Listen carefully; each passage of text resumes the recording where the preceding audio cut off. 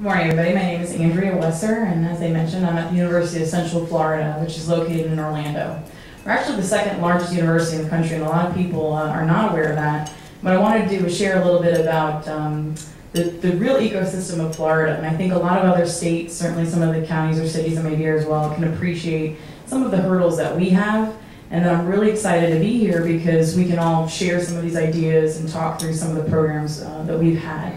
Now I'm going to talk a lot more about the I-6 program that we recently were awarded from EDA with a little subset from the Department of Energy in addition to that. But we actually won another federal grant to do economic development in our area and actually create an innovation ecosystem in clean technology, and that was a Department of Energy grant that we also won, and we've been through that for about a year now, so I'll talk more to that. My background is I see startups every day, particularly in technology sectors. I do help our incubator. We're one of the largest university-ran incubators in the country. We have 13 locations, some that are technical, some that are mixed-use facilities. We coach them. We do free market research for them. We do free competitive analysis for them. Some of these in the trench works I can also talk to you about, especially at some of the roundtables.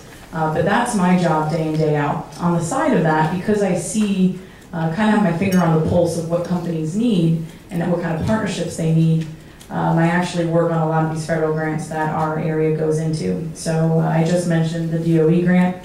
We also put in $150 million for a National Center of Excellence in nanosensors. The reason why I'm bringing these all up is because we're very used to breaking down these silos. And to make a really bad silo joke, Florida is known for its farmland.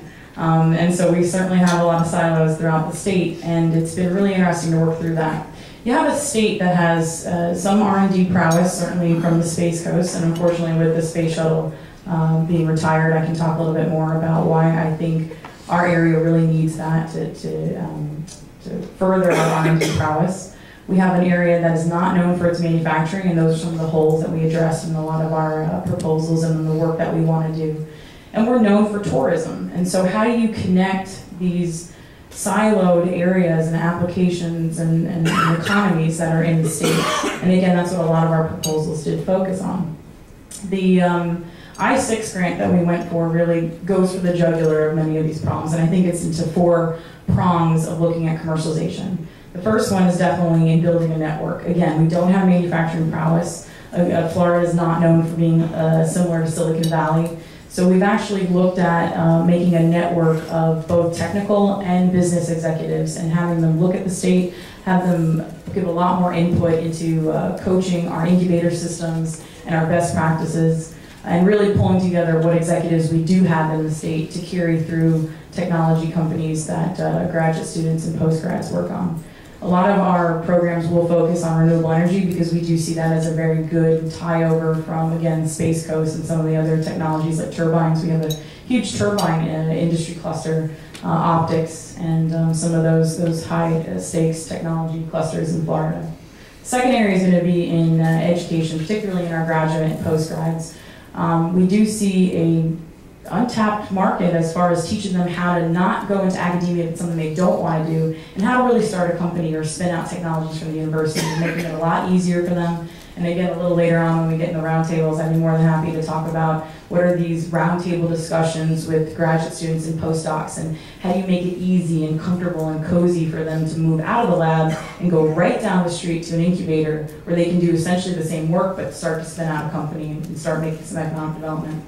Third area is going to be in truly breaking down the silos of Florida. A lot of our universities are isolated, again, in clean tech in very particular areas. So the University of Central Florida is located right across from Siemens Gas and steam turbine design expertise for the company. And it's right across the street from the university. Literally most of our students ride bikes or walk to it. So our mechanical engineering department has very strong prowess in high temperature materials, blade design, and certainly in steam and gas simulation. We also have down in Florida Atlantic University one of the largest water turbine R&D and testing facilities. So what we've started to do is break down the silos, work on these proposals, work on these grant opportunities, and connect these schools to each other, because believe it or not, they really didn't do that back in the day. And so to give certain simulation expertise to people who know how to build a testing facility for water turbines has been really useful, and we're actually seeing some really exciting partnerships develop there. We also are creating an intellectual property catalog across the state, so it'll be so easy to access. And we've built a lot of these models on some of the things that the feds have already done, like Department of Energy's Innovation Portal, where now it's easier to get a fast-track license for some of these clean energy technologies. So we are looking at other models and implementing it on a statewide or regional level. The fourth area that we're looking at is really bringing market expertise and prowess and research. Again, I mentioned my day job is we do a lot of free market research, market reports. We know that small businesses cannot afford a $13,000, $30,000 report from Frost and Sullivan. And a lot of what we do is very focused on what would help them in their technology and understanding their market landscape. We also do a lot of work, and this is part of what the I6 does, in helping these, again, grad students, post-grads, and then our early stage companies navigate through the Small Business Innovative Research Grants, really coaching them through workshops, actually assisting them in the commercialization plan, and understanding what the agencies need, because some of our departments within Florida, like the Venture Lab that I work for, have helped in about $10 to $15 million worth of grant funding for our clients. So we're looking at best practices, we're looking at what it really takes to help these companies succeed. And again, a little bit later as we talk about other programs, I'll be happy to talk about how we break down the silos and what we've done thus far with our other programs and how the I6 is going to mimic that.